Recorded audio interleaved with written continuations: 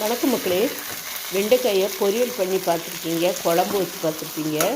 இது புது மாதிரியான ஒரு டிஷ் பாருங்கள், ரெசிபி. இதுக்கு வெண்டைக்காய் ரெண்டு ரெண்டாக பண்ணிக்கிட்டு ரெண்டு ரெண்டாக நறுக்கி அதுக்கு முன்னால் கழுவிக்கிறணும். நறுக்கி 4ஆக பகிர்ந்து வச்சுக்கோங்க. இப்போ சட்டியில் எண்ணெய் ஊற்றி கடுகு பருப்பு வெந்தயம் போட்டு நல்லா வெங்காயத்தை கொஞ்சம் நிறையவே போட்டு நல்லா வதக்கிக்கோங்க. வதக்கிட்டு அதில் மிளகாத்தூள், மஞ்சத்தூள், கொத்தமல்லி தூள் போட்டுக்கோங்க.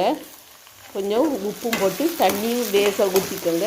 ஊற்றி நல்லா சுண்டி வரும்போது இந்த வெண்டைக்காயை வறுத்து வச்சுக்கிங்க பார்த்தீங்களா, அதை எடுத்து அதில் போட்டுடணும். போட்டுட்டு நல்லா கிளறி விடுங்க. சூப்பரான ஒரு ரெசிபி தயாராகிட்டு. இது சாப்பாட்டுக்கு வச்சு சாப்பிட்டா அவ்வளோ டேஸ்ட்டாக இருக்கும் பாருங்க. பழைய சோறாகட்டும், சாம்பார் சாதம் ஆகட்டும், தயிர் சாதம் ஆகட்டும், எதுக்கும் ரொம்ப டேஸ்ட்டாக இருக்கும் பாருங்கள். முயற்சி பண்ணி பாருங்கள். உங்களுக்கு பிடிச்சிருந்தால் சப்போர்ட் பண்ணுங்கள், சப்ஸ்கிரைப் பண்ணுங்கள், என்கரேஜ் பண்ணுங்கள் மக்களே. நன்றி.